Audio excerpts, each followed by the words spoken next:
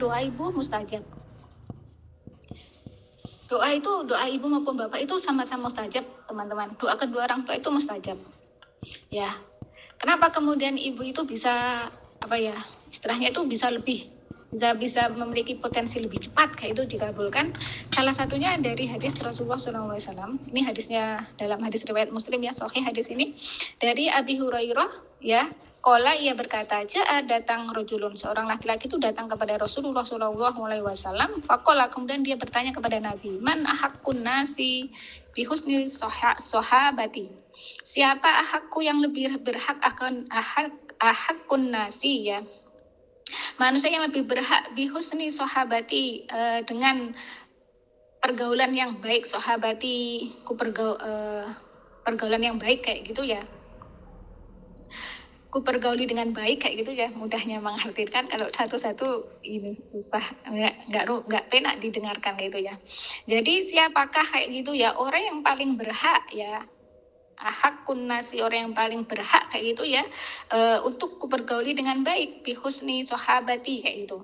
Qala, kemudian Nabi SAW menjawab, umuka, ibumu. Qala summaman, kemudian laki-laki tadi bertanya lagi, kemudian siapa? Qala, kemudian Nabi menjawab, summa umuka, kemudian ibumu. Qala, kemudian laki-laki tadi bertanya lagi, summaman, siapa berikutnya kayak gitu ya. Kemudian Nabi SAW menjawab, summa umuka, kemudian ibumu. Qala, kemudian laki-laki tadi bertanya lagi, kemudian summaman, siapa berikutnya? Qala, kemudian Nabi baru menjawab, summa abuka, kemudian bapakmu kayak gitu. Jadi setelah 3 kali menjawab ibumu baru bapakmu kayak gitu ya. Jadi dari pemuliaan ini kayak gitu ya, maka kemudian doa ibu itu memiliki potensi yang lebih cepat kayak gitu ya. Maksudnya itu untuk kemudian dikabulkan ya dengan berbagai macam hal ya, maksudnya keutamaan ibu dari mulai mengandung kayak gitu ya, kemudian melahirkan, kemudian itu semua korban nyawa kayak itu ya, kemudian menyusui, kemudian merawat dengan sebegitunya itu ya. Kalau saya pernah melihat itu seperti itu kayak gitu ya, betapa sangat repotnya malam siang kayak gitu ya seorang ibu kayak gitu ya. Maka kemudian memiliki hak untuk kemudian dipergauli dengan baik kayak gitu ya, maka kemudian punya potensi kayak gitu ya untuk kemudian doanya seorang ibu itu mustajab.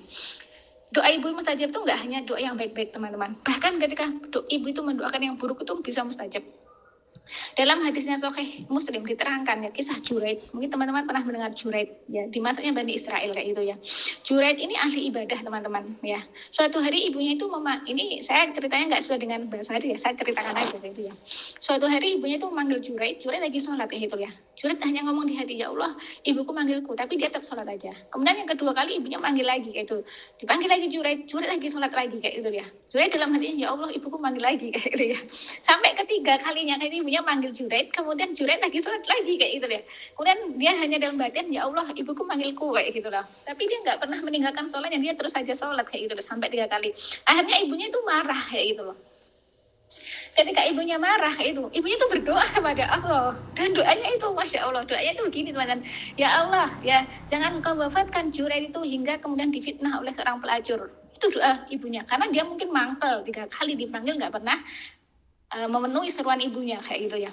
Nah teman-teman, selang beberapa waktu berjalan kayak gitu loh, benar loh ya, jadi ada seorang wanita pezina gitu ya, wanita cantik kayak gitu ya, yang kemudian dia itu ngomong kepada Bani Israel bahwa dia itu mampu untuk kemudian memfitnah Juraid kayak gitu loh ya. Dia datangin Juraid, merayu Juraid, tapi Juraid nggak tergoda sama sekali, nggak mau menoleh ke dia sama sekali. Akhirnya si wanita ini tuh juga jengkel kayak gitu loh. Kemudian dia mencari seorang pengembala, kemudian pengembala itu diajak dia berzina hingga kemudian wanita itu hamil kayak gitu loh.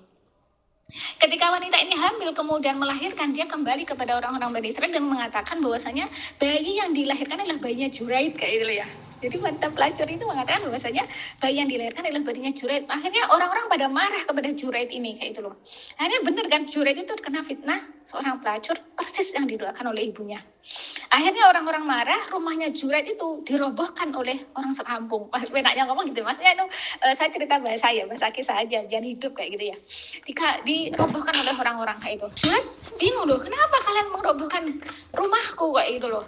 Kemudian orang-orang bilang, kamu telah zina sama perempuan, telah menghasilkan bayi gitu. Maka Juret membela diri, mana bayinya gitu loh. Dia minta untuk bayinya didatangkan. Akhirnya bayinya itu didatangkan. Kemudian Juret pergi sebentar untuk sholat kayak gitu ya. Kemudian telah selesai sholat, dia ngomong sama bayinya itu. Oh ya bayi, istilahnya dia bilang kepada bayinya, tunjukkan akulah siapa bapakmu gitu. Nah inilah bayi selain Nabi Isa alaihissalam yang bisa ngomong di waktu kecil. Dia nih bayi ini, dia itu bayi yang menyelamatkan Juret.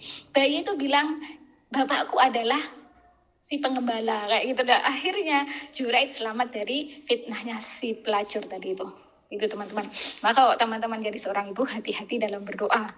Doa ibu itu ya contohnya itu baik doa buruk maupun doa baik bisa dikabulkan oleh Allah, karena memang setiap saat kita itu diikuti oleh para malaikat. Kalau lagi malaikat pas di sekitar kita doa nggak baik, langsung mustajab, didengar, disambungkan kepada Allah. Allah pun juga langsung mendengar ya.